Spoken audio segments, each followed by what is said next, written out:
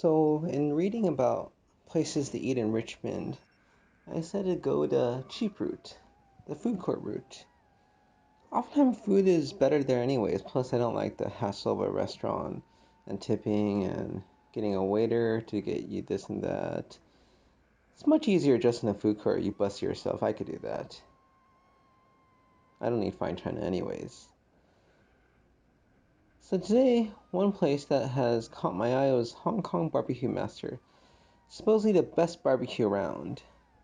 Now that's a pretty tall call considering I'm in Richmond, BC, just south of Vancouver, which has 800 restaurants, 400 of which are Asian or specifically Chinese.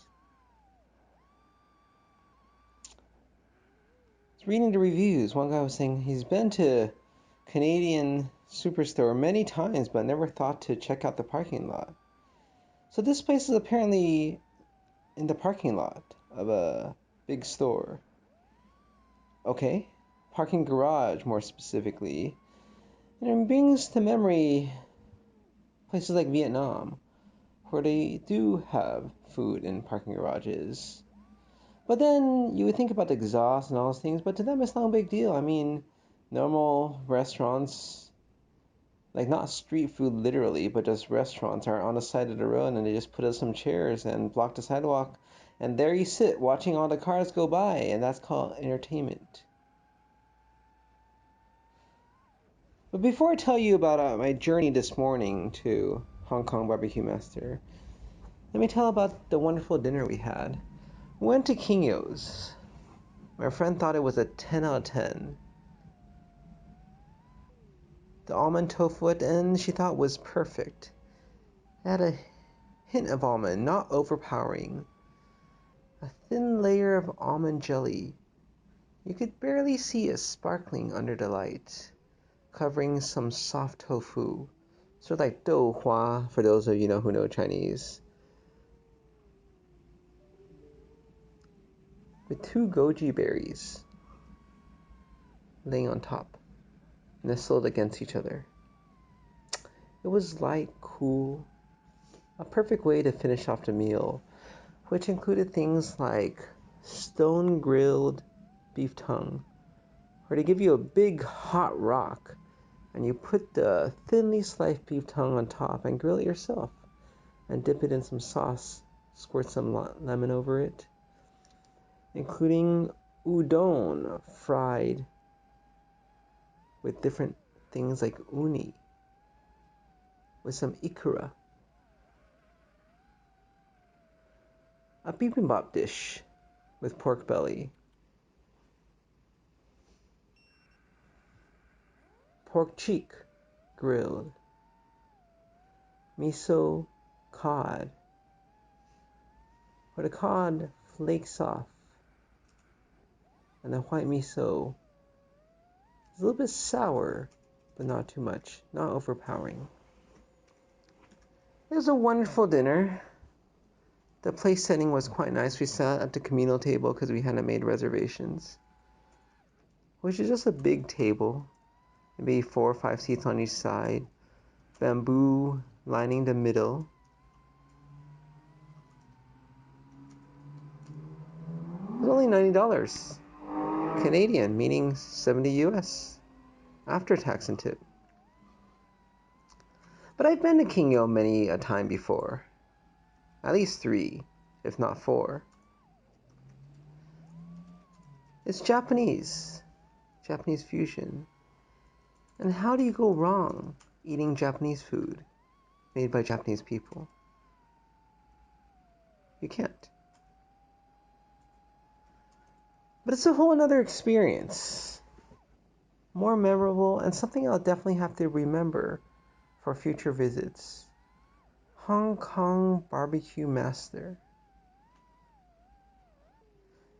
See, Canadian Superstore is where President's Choices, it's a brand that's popular in Canada apparently, was in the US, sort of died. I forgot which, it was like a store brand I think of, forgot what store. But it's just a big box, not big box, but big like store.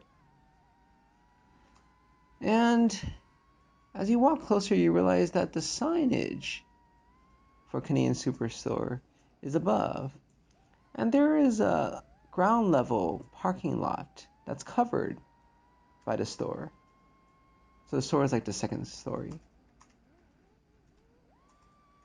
And as I walked by, I noticed lots of shops, like a FedEx shop. And as I turn into the garage where the cars go, because I wasn't sure where else, but I presume that's where it is, I noticed more shops selling food. And there, doors open, just simple doors. You know, the ones framed with aluminum or some form of metal you just push out, that don't have any of those fancy hinges so they close gradually. Yeah, propped open. Inside 2 tables.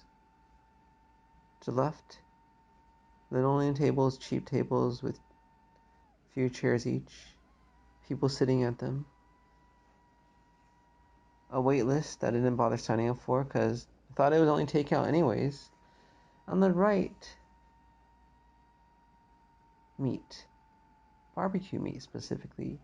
But not like a normal place where you see it hanging up in the window. They have a big glass display for their delicious looking meats. No, this place didn't have many there. It just had 3 or 4 people behind the counter, busy cutting, serving,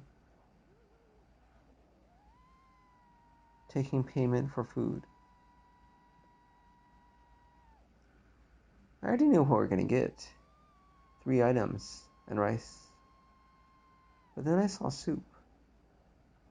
Looked delicious too.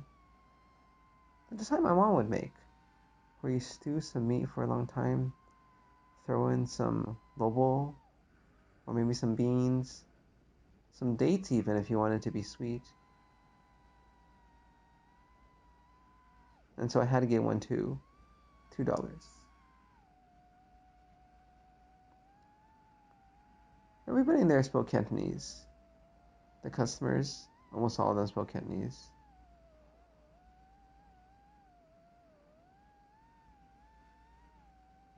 Except for me. I don't speak Cantonese.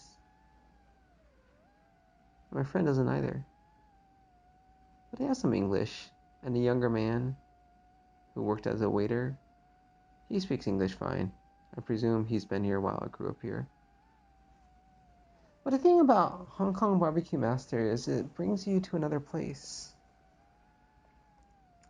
Almost like you're in Hong Kong. A busy stall. What do you want? Here. Takes your cash. Done. And you go away, carrying your styrofoam container full of meats.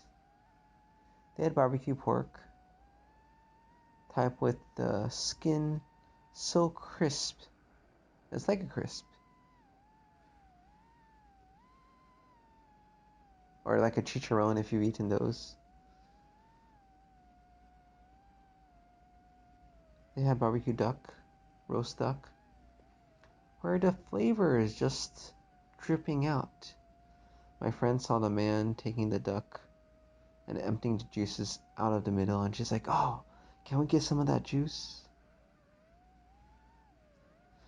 The skin's not as crispy, but it's not about the skin being crispy. It's about the duck flavor. The whole thing's seeped in flavor, even the bone, where you want to just suck on the bone to get every last drop of flavor out. And then the soya chicken. My friend wanted that. The cheapest thing on the menu. They had another chicken that was some sauté chicken. I don't actually know what it was, which is slightly more expensive. Just some soy sauce and chicken, but very tender, not dry at all. See, Asians don't do dry meat. That's what white people do with their chicken breasts and turkey for Thanksgiving. And the tasao, I don't really like tasao or tashu. If it's done well, it could be delicious, but too often even the authentic ones, instead of just some meat dyed red around the corners, aren't that great. So, plus 3 items, there's no 4 item, can't get it as well. Their styrofoam containers only built to fit 3 items. So we get the 3 things, the guy chops it up, lays it very neatly over the rice. The lady counter drizzles some sauce over the chicken, and then puts some more sauce with some green onion, ginger in it over the chicken. Packs it up, hands it over, and I pay. We also get the soup, and we leave. And we're sitting on a bench outside, sort of close to the trash can, because that makes sense, right? People place benches next to trash cans so people eat, they could throw the trash instead of littering. Facing number 3 road. And we eat.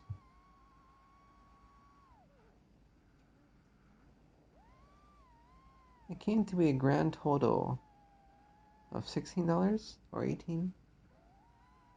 Not much. 3 types of meat, a soup, rice. Definitely enough to fill up 2 people. I mean, obviously we wanted more. But it's just a different experience. And sometimes you wonder, it's nice to sit in a nice restaurant. It sure is. To be served. To just wave your hand and say, hey, I want this. To be able to swipe your card. And not have to think about the fact that money is flowing out of your account. Or will be very soon.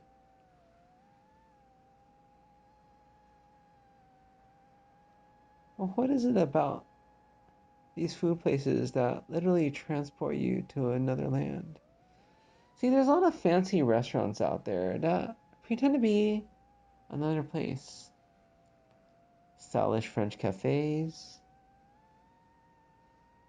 restaurants where there's mood lighting, quiet music. It's like you're dining at the opera, even though I've never been to the opera.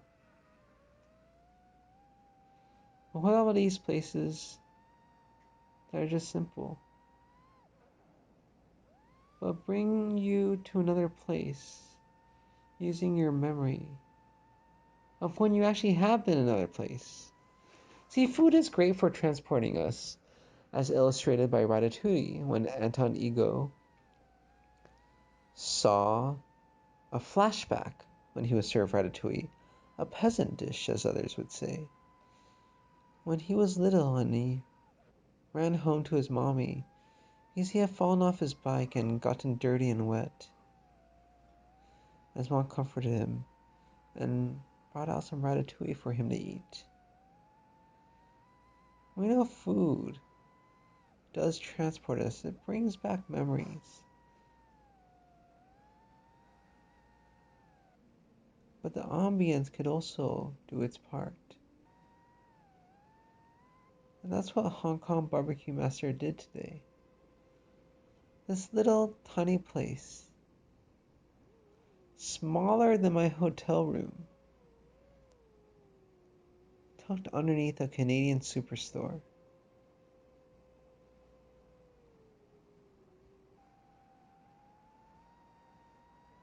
Where all they do is chop up meat, put over rice, and send you out.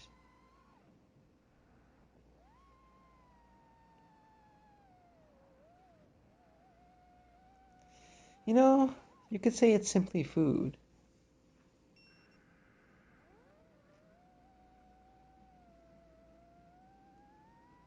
But it's more than simply food.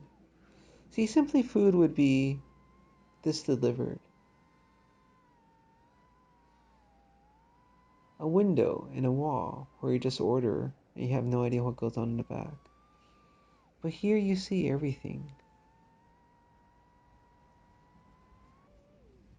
And you see old Hong Kong